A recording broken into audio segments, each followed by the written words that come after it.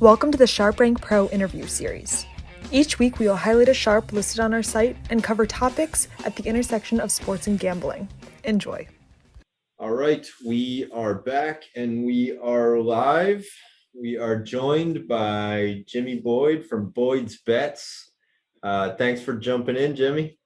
Hey, thanks a lot for having me, Chris. Yeah, awesome. So, Jimmy, why don't we kind of kick it off? What we like to do here is it's called like the very tall building elevator story of how you got to be doing what you're doing. Just give us a little background on you. All right, I got started. I've always been from a young age my game. So like on Sunday morning, from as far as I can remember, you had to call in for scores. So the internet wasn't around then, and the tickers at the bottom weren't very frequent. So I'd call into the little score line and update my little school chalkboard for him and all his buddies, right, to let them know how they stand on all their bets. So it was pretty much ingrained for me from an early age. In third grade, I won the Super Bowl prop pool at one of his parties, and I was pretty much, hooked from that on, because young kid throws $5 in and wins $150. He's caught the bug, right? So I've always been into it, kind of just dabbling, and then actually my senior year of college, we got involved. I started a site just to sell my picks, and it caught on pretty quick. I was headed to be a programmer in Kansas City. That lasted about 6 months, just because this caught on. I had a good football season and caught a lot of followers, so I quit my job as a programmer and just have been handicapping full time. That was back in 2003. Which led to, in 2008, I started a site called sportscapping.com, which lets handicappers sell their picks kind of on our marketplace. And we do all the verifying of the records and grading the game, so that way nobody can post inaccurate odds and inaccurate records for consumers. So been doing that since 2008. And then, shortly after 2008, we started getting involved in more professional betting, where we'd get accounts wherever we could and just try to make money betting on it. So I've been doing that. That's been pretty lucrative as well. So that's kind of the high level background of where I came from and where I currently am now. Cool. Do you want to do you feel comfortable telling me which company you ditched for the sports betting? Yeah, no problem. I worked at Cerner. It was a hospital healthcare management system. Cool. So I was a Java developer there for 8 months, I think, 6 to 8 months. Nice. I checked out pretty quickly. So I was a chair there for the last part of it. Sounds like it seemed to work out pretty well. So yeah, no complaints here. Yeah, that's awesome. It's nice to, some people are just now getting into gambling or sports betting as it kind of proliferates throughout states. I was the same way. Like I was the kid memorizing baseball card stats, and like that just turned into something very similar to you. Like I thought I had a decent eye at what I was watching. I didn't know what my brain was doing as a little kid, but essentially right. I was like, at a very young age, I was looking for like matchups that could be exploited. And sounds like you were kind of the same way, just kind of like it just clicks with you, right? Yeah, no, and I think that experience helps get into it from an early age, and having that experience, because it's kind of, it's like when veteran firefighters, they go to a building and they, know they don't want to go onto a floor. They don't know why, but they just have this instinct, and it ends up collapsing, right? It's like you have some kind of subconscious things that you're picking up on that you can't articulate. And, I think that helps you in your handicapping and betting circles, where, some of those things led to, all right, I think there's an edge and this is why, let me run the numbers and, kind of put a nice quantitative number to it. And there's other things. It's like, man, I just don't like this situation, and you just avoid them in general, even though, the numbers might not back it up because it's a small sample size or something like that. You've just seen the situation where, somebody's got the flu and you don't think they're going to play. Don't necessarily avoid them because they're Michael Jordan and come out and dominate the Utah Jazz. But, just something like that, to where, it's an outlier and a reason to avoid something, or a reason to investigate and add something to your model. So. Yeah. Absolutely. And we've actually, this is season 2 of us doing this. We got to talk to like a bunch of really cool people like yourselves like yourself. And we've actually rebranded this entire series of interviews as something that came up through the first one. So we're calling it the Educated Gut series. It's kind of it's that intersection of modeling and that just feeling of, hey, I just know something's up here. And we see a lot of folks kind of teetering in that area. Is that when you kind of well, let's get into it. So let's talk sports betting. That's what people want to talk about, right? Yeah, of course. So when you're lining up a bet, what does the top of your funnel look like? When you're looking at the board, how are you betting down the whole board, or are you saying like, all right, like where do you start your process? How does that look when you're identifying something?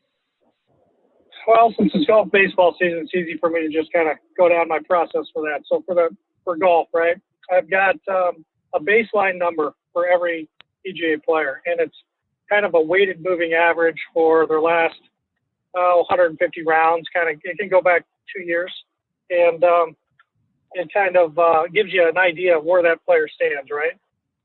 Mm-hmm. And it's a lot heavier weighted on the recent performance, but I mean the long term matters more than just some kind of recency bias.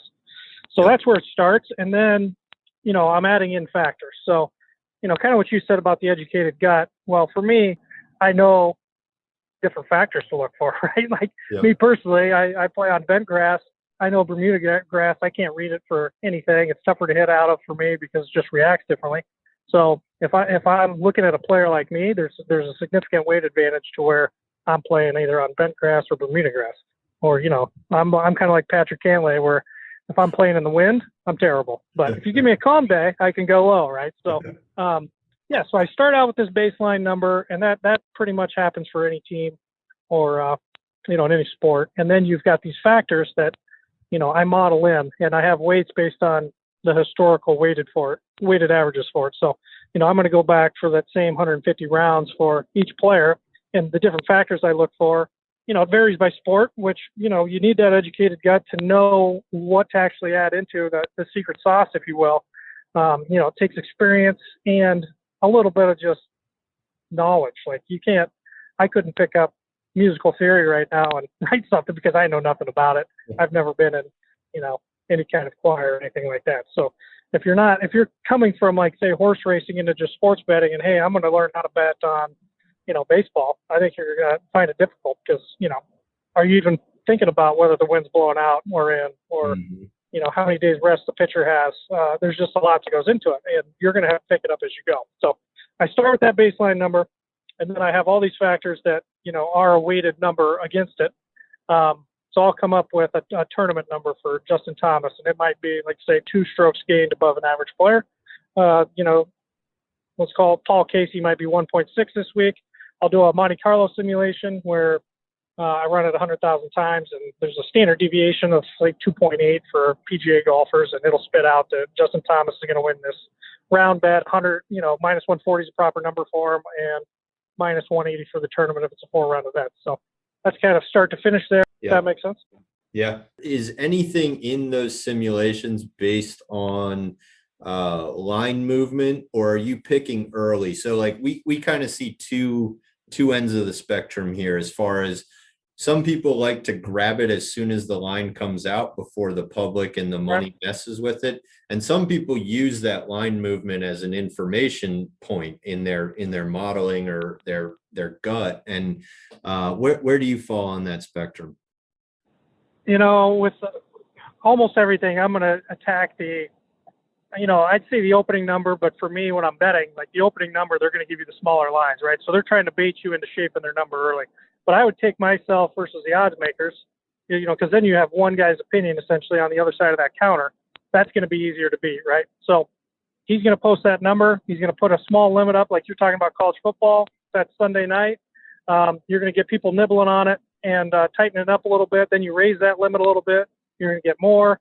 And as the week progresses, they're going to raise the limits, and more like sharp money that's kind of waiting on it is going to bet it. So, I have a point to where if I can just bet the max Monday, I'm going to bet as much as I can as early as I can. because I do think that it gets tighter as it gets closer to game time. So I'd say 60 to 70% of my bets are going to be near the opening line, like as early as I can. Mm-hmm. And then if I do bet anything late, it's kind of an informational advantage. It'll be like I've heard somebody's not playing, or maybe they're hurt, something like that. I'm going to try to get it before the line moves. And then also sometimes I think the market just overreacts. Like, I disagree, and right or wrong, I'll go the other way. I'm not afraid to be contrarian if I've got an opinion that differs from the market. So yeah, that's it's kind of a cop-out answer. I do it all, but I like the opening number first. I think anybody starting out, like if you're a small bettor doing it yourself, you're going to have a better chance beating that opening number. If you're playing some info that just came out, you want to play it before it gets baked in, and it gets baked in very quickly, right? I mean, there's a lot of guys betting a lot of money, and they're all moving on the money, right? So it's an information game. Whoever gets it first gets the best number, and it's going to get baked in fairly quick. So, be cognizant of that. If you hear something and wait a couple hours, it's already in the line, or it was in the line before you heard about it. Whatever. Yeah. Beating the closing number is difficult. That's so. I think one of the things, very similarly, a really nice comparison to what you just said is the stock market and news that breaks on stocks. And we say it all the time. Like if you are hearing the news about a stock, you're too late. It's already been priced in the market. And very similar to what you just said, if you're hearing about that injury and you hold on and wait, you're too late. You've already missed your opportunity to gain a little advantage. It depends on the book too. So you're not going to have an informational edge on Chris and Penny very often, right? But some of these books, they leave a number up there and they just don't move them very often. And as the money comes in, they're just slow to move it. So those are the ones that you have a chance to have this informational edge on. But, the sharpest on auto movers, you're going to have a tough time beating those guys at an information game. Yeah, no, I totally agree. I think it is. It's a sliding scale. It's kind of like a bell curve as far, or sort of like a very similar to a Monte Carlo simulation as far as like when news breaks and the ability for people to jump on it. And it right. kind of, yeah. So I view it, and I don't know if you heard, but I view it very similarly to the stock market, right? Like Yep. when you hear the news of a stock, you're too late. And so like, yeah. it's already been priced into that stock price. So where do you go, or what do you do? Are you plugged into operators? How do you stay on top of that so that when something like that is imminent, you're on the right side of the wave rather than sitting at the bottom of the like right on the brake line? Yeah, no, and I don't do a ton of that, right? Because I originate my own and just try to hit the earliest numbers I can. But anytime I'm in an informational advantage, I'm in these Telegram group chats. Sometimes you'll get some info from that. You set these alerts up on Twitter beat writers, so that way you can just get it like right away. If somebody's sitting in the NBA, there's a good chance if you're want to wait and bet close to the game time, you just put these alerts up and you'll find out, right? So in baseball, you can wait till the lineups are announced, and you can plug those into your model, as quick as you can, and then try to get the right number if there's any edge there. Yep. So I mean, Twitter is your friend, is what I would say if you're looking for an informational edge. Yep. If you can get past all of the trolling and black holes that are on there that you can get lost in. So yeah. What about a preference on a sport or a type of bet? Is there anything that it might not even be like where you're best, but that you enjoy betting on the most? Is it futures, sides, totals, props, anything specific that you really like? Yeah, so futures for me, I don't do a lot of, just because they hold your money for so long, right? So if I think I have a 2% ROI on every one of my bets, I want to churn that every day, rather than looking at a a bet that's going to be held for 6 months, I'm going to have a pretty high ROI to tie my money up that long. So those would be my least favorite. My favorite, I love betting on golf, and golf matchups is my favorite, and it's probably due to my, pedigree as far as like that's the sport I've played the most. I still play, and, I'm pretty tuned into. As far as like profitability goes, I like the college sports, college football, college basketball. Mm-hmm. You can make a lot of money on those. Just, we're talking about those opening numbers. If you're going me against you, you're setting a number, and you've got 150 games to do on a college basketball Saturday, and I get to pick any one of them that I want. Yep. I'm imagining that you're going to make a mistake compared to my opinion on something. So, Yep. That's really easy to do. College football, again, early in the week, that's easy to do. Mm-hmm. Pro sports are very difficult. That's an information game. Those are the toughest to beat. So, yeah, golf's my favorite. Futures are my least favorite. That's fair. That's fair. And if you can tie it into something you're passionate about outside of work, that's even better. I agree with you on that information edge just shrinking in pro sports, because the number of teams is just like it if you think about where a sports book stands to gain the most from a dollar's perspective in the door, their focus is on a finite number of NFL teams and like the 32 in the league. Whereas exactly your point, in college, like they're not paying attention to Kent State, right? Like they're Right. gonna do their homework, put the line out, and then say, unless something really big happens here, this is definitely secondary to what I'm looking at. So right, and the informational edge that you think you have, they have too, right? So if you're looking at pro sports, the NFL or the NBA, you've seen guys that have played for years. I mean, at this point, you know who Tom Brady is, right? I mean, he's 41 years old, and he's been in the league forever. You know his stats. You know what he's capable of. Freshman quarterback coming in Alabama, he's probably a stud because Saban wanted him, right? But you really don't know anything about him. Yep.